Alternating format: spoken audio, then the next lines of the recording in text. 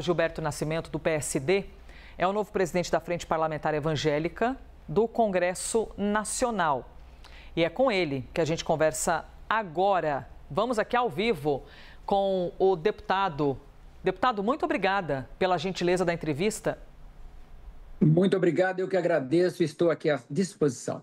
Muito bem, bancada evangélica, ou seja, carrega ali valores que são conectados com as questões religiosas e o desafio, de conduzir esses trabalhos diante da diversidade do Congresso. Mas é um Congresso majoritariamente conservador.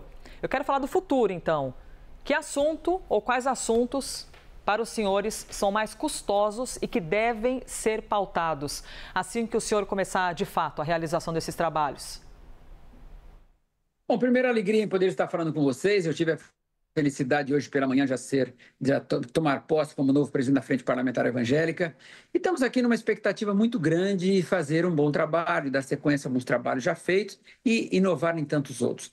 Claro que nós temos pautas básicas. Nós temos pautas, por exemplo, que se referem à questão da vida, da família, drogas, pró-vida, contra a liberação de jogos de azar, enfim, infanticídio. Essas pautas, logicamente, são prioridades. Mas a frente também não vai se furtar em discutir outros assuntos, porque os deputados, de qualquer forma, estão nas suas bases, têm lá os seus problemas e muitas vezes vão trazer para a frente também algumas dificuldades que têm. Então, nós vamos estar discutindo o Brasil como um todo. Eu acho que a frente tem também esse lado. Eu não quero deixar a frente só na discussão de temas como esse, mas nós entendemos que a Frente Parlamentar Evangélica pode também ter influência em tantos outros assuntos.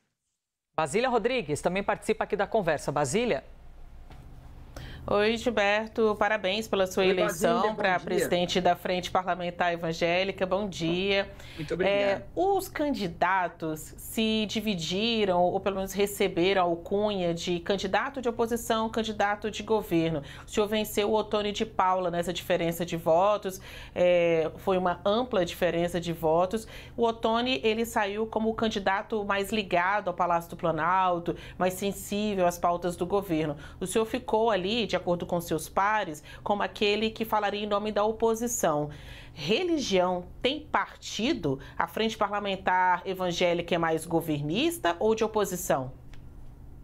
Basília, religião não tem partido, correto? Religião vem do religare, né? Então não tem partido, tá?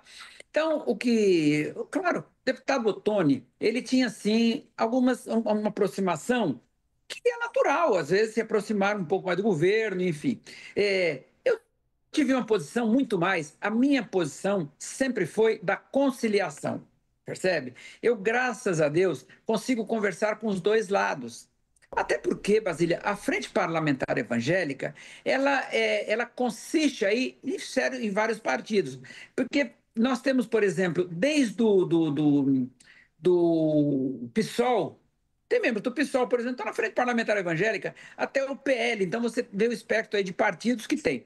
Então, aonde foi o meu grande trabalho? Foi exatamente em fazer um trabalho de conciliação e tentar voltar, independente de questões de governo, tentar voltar, inclusive, mais diretamente para as questões internas daquilo que são as nossas pautas prioritárias, não abrindo mão de outras, mas nas nossas pautas prioritárias eu tentei colocar um diálogo muito aberto, com a participação de todo mundo e conversando com cada um dos membros da Frente Parlamentar Evangélica. Eu acho que essa foi a grande diferença.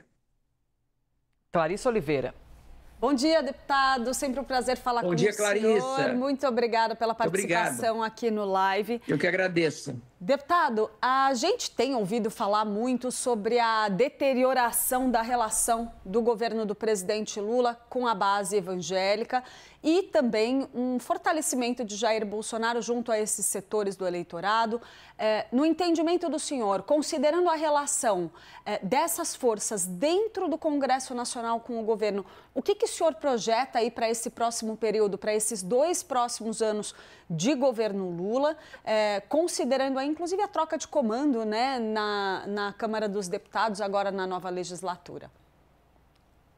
Eu acho que nós vivemos um momento de tudo novo aqui, né? Nova presidência da Câmara, nova presidência das comissões, nova presidência da Frente Parlamentar Evangélica, né? E aí é o seguinte, essa questão é uma questão que também torna-se, às vezes, uma questão de entendimento do governo. Eu não quero, inclusive, contaminar a nossa pauta aqui da frente com a questão simplesmente eleitoral, tá? Isso eu volto a dizer, eu vou fazer todo um trabalho exatamente para evitar essa questão eleitoral, quer dizer, de governo, tá? Isso a gente não quer fazer de maneira nenhuma.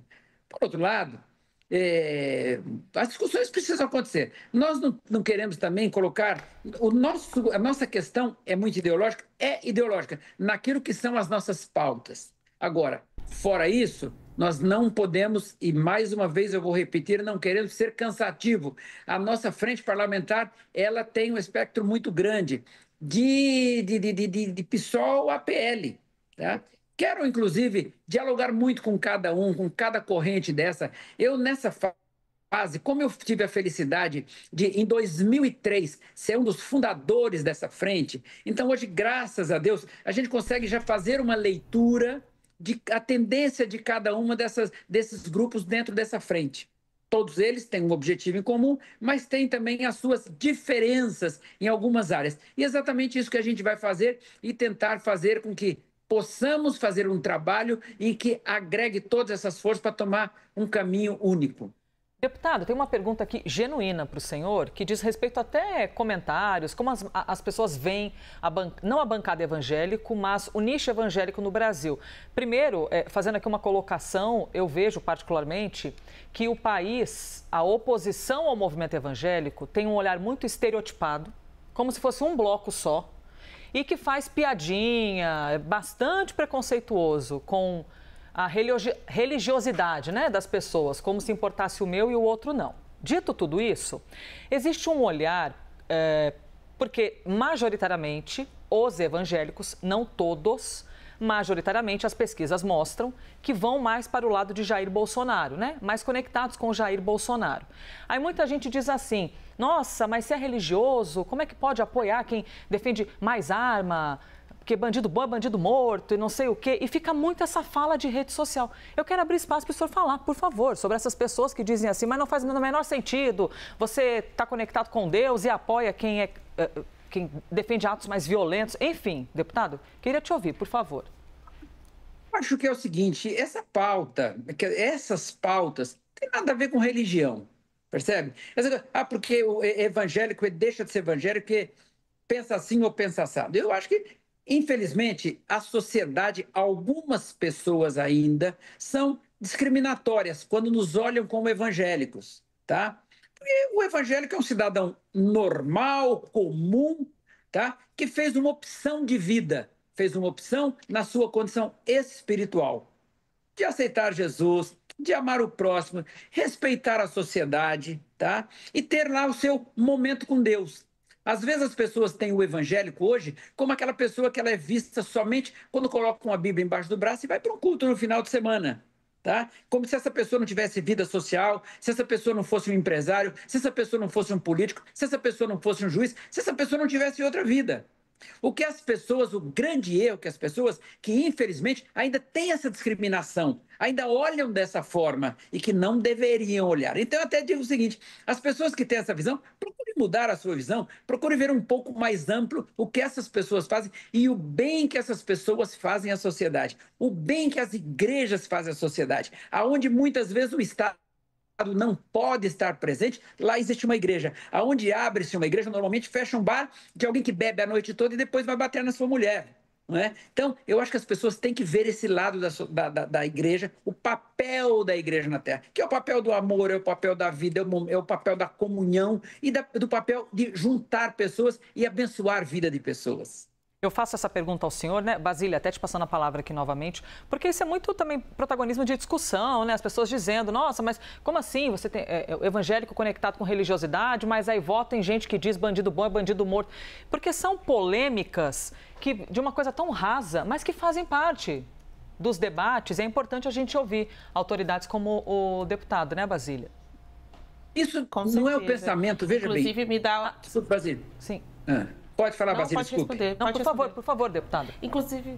Na realidade, esse não é o pensamento de uma maioria. Quer dizer, cada pessoa tem o seu direito de pensar. Porque a religião também, a igreja, vamos falar em termos de igreja, a igreja não é aquela que falou, você tem que pensar assim, assim, assado. A igreja da liberdade é o livre-arbítrio do homem dado lá no Jardim do Éden. Quando Deus fez o homem e a mulher, falou, você pode fazer isso, agora isso aqui você não deve fazer. Agora, se fizer, tá fora é a decisão da vida, é o DDD da vida, decisão decide destino, e cada pessoa tem o direito de sua decisão, e a igreja respeita também isso, a forma de pensar, a forma de agir, e principalmente a sua opção política. Nós temos cristãos de direita, temos cristãos de esquerda, tá? E a gente respeita tudo isso. Tá? O que a gente não pode ter é um olhar na sociedade que só tenha um tipo de gente, outro tipo de gente. É uma sociedade múltipla e a igreja é o reflexo da sociedade. Basília, a gente tem alguns segundos aqui para o fim, mas só porque eu te cortei, né? Passei a palavra para você. É muito delicado falar sobre respeito do comportamento das pessoas, né? Porque não é questão de ideia, é de atos que podem ser considerados criminosos, né? Porque a Bíblia também não diz não matarás, né? Mas não é esta a minha pergunta. A minha pergunta, presidente, é saber qual é a pauta... Pois é, chamar todo mundo. Qual é a pauta da bancada evangélica, portanto? De que forma vocês vão atuar nos projetos que pedem a regulamentação, a abertura de portas para os jogos de azar? A gente viu que no ano passado a bancada perdeu ali na votação para a regulamentação das bets. Esta é uma tendência, então, uma bancada que é tão forte perder neste ponto que é tão crucial para os senhores? Deputado, temos apenas alguns segundos, talvez o que tenha, mas queremos lhe ouvir, por favor. Somos radicalmente contra qualquer jogo de azar. Basta ver o que o jogo de azar está fazendo hoje. Basta ver que as pessoas estão deixando de comprar leite, comprar pão, dando comida para os seus filhos para, infelizmente, jogar nessas bets. Tá? Então, por isso nós somos totalmente contra. Agora, nós queremos discutir isso sim na sociedade, inclusive somos totalmente contra. Talvez naquele momento não tivemos a organização possível, tá? Para podermos barrar esse tipo de jogos, desse tipo de projetos. Mas hoje vamos estar, sim, organizados e vamos tentar fazer todo o trabalho para evitar esse tipo de coisa. Então, jogos de azar, aborto, isso é uma coisa que nós vamos trabalhar muito diretamente. Infanticídio, vamos, enfim, fazer as nossas defesas de vida e defesa da família. Muitos debates, alguma dúvida que muitos debates virão? Estaremos aqui acompanhando tudo isso. O presidente da Frente Parlamentar Evangélica, Gilberto Nascimento, do PSD de São Paulo, que agora é o presidente da bancada evangélica. Presidente, muito obrigada, hein? Bom trabalho daqui para frente. Eu que agradeço, muito obrigado e um bom dia a todos vocês aí. Obrigada, Basília, obrigada, Clarissa.